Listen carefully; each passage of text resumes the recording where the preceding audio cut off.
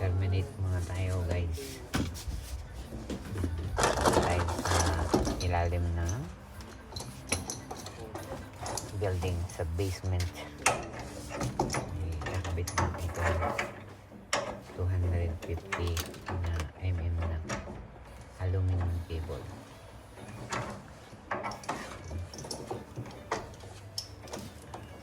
Una gagawin is sukatin, tapos ipasok putulin, tapos balatan, saka ipasok sa terminal box,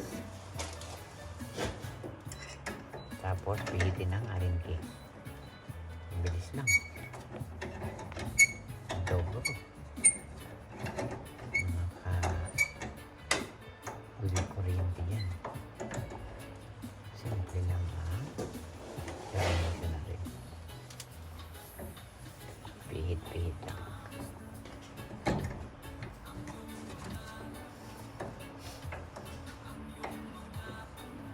Kailangan magandang pagkakahigpit para hindi magkaroon ng lost contact. Pag nagkaroon ng lost contact, kakaroon ng spark,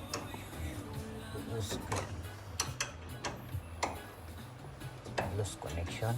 So ang tendency na mag-init, then masunog yung wire. Secure tayo sa pag-pihit. At least ang torquing ano niya is nasa 50 newton.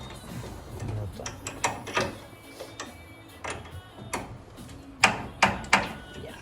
Diba? Next, another wire. Parang simple lang. Hindi siya ganun matigas.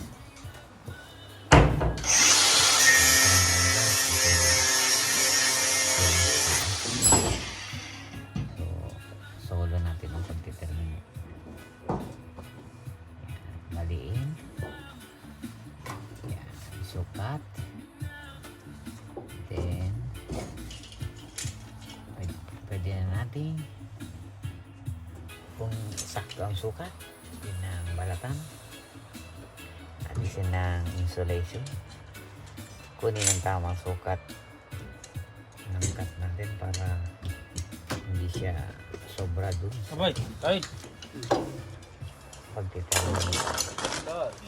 Yan, tapos na.